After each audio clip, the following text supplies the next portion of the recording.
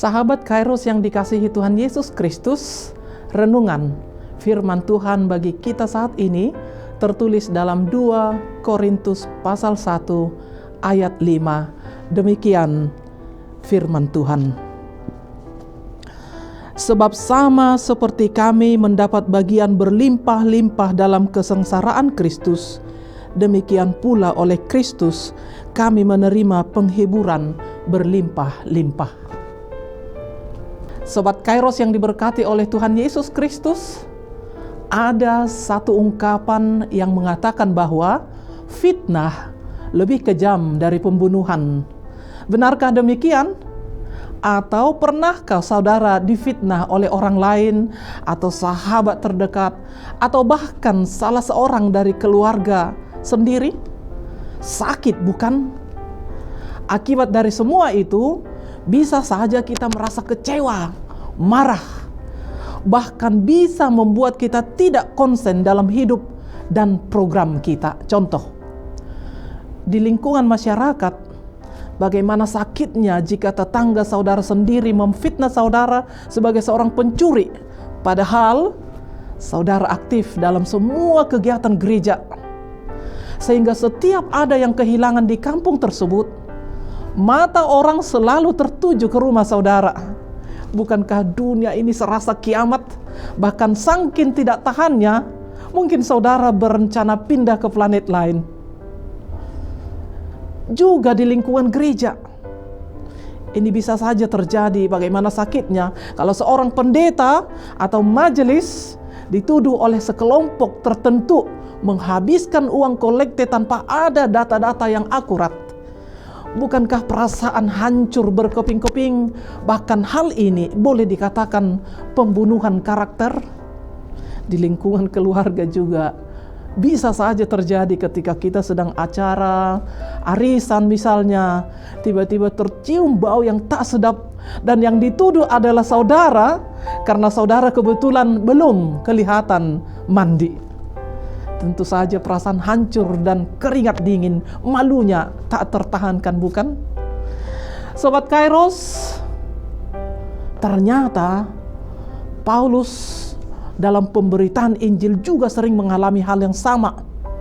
Difitnah, dihujat, bahkan mendapat ancaman dalam kehidupan, hingga pada akhirnya ia berkata dalam 2 Korintus 1 ayat 10, dari kematian yang begitu ngeri, ia telah dan akan menyelamatkan kami. Kepadanya kami menaruh pengharapan bahwa ia akan menyelamatkan kami lagi. Berbagai tuduhan dilakukan oleh kelompok-kelompok nabi-nabi palsu kepada Paulus beserta sahabat-sahabatnya ketika mereka memberitakan Injil Kerajaan Allah. Mereka justru dituduh sebagai nabi palsu yang tidak percaya dan ajarannya patut untuk diuji.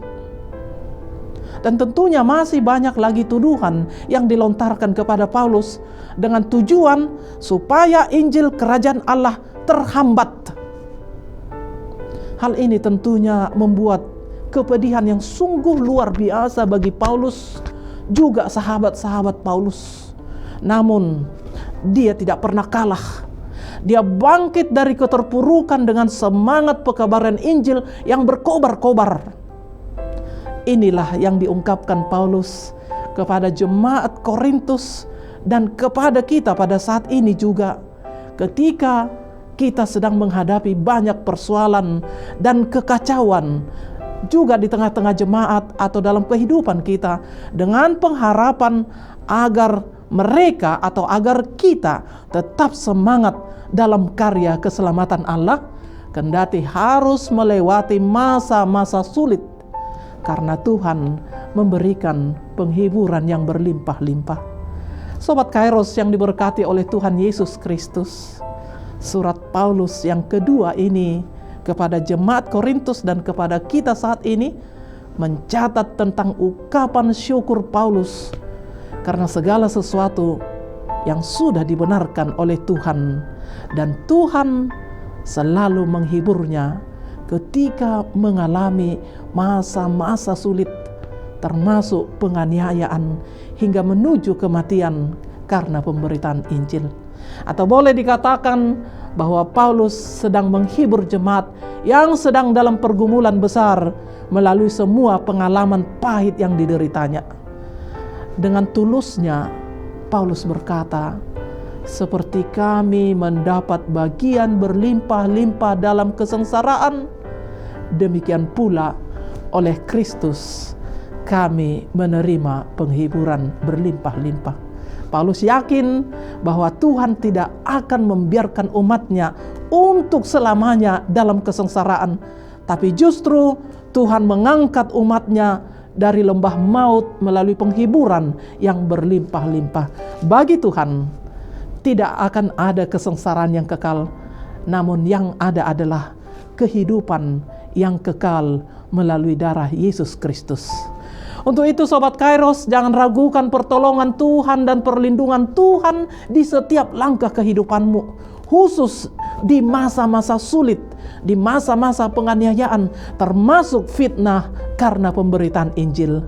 Karena itu, katakan selalu dan ucapkan selalu dalam doa-doamu, terpujilah Allah Bapa Tuhan kita Yesus Kristus, Bapa yang penuh belas kasih dan Allah sumber segala penghiburan. Tuhan Yesus memberkati. Amin.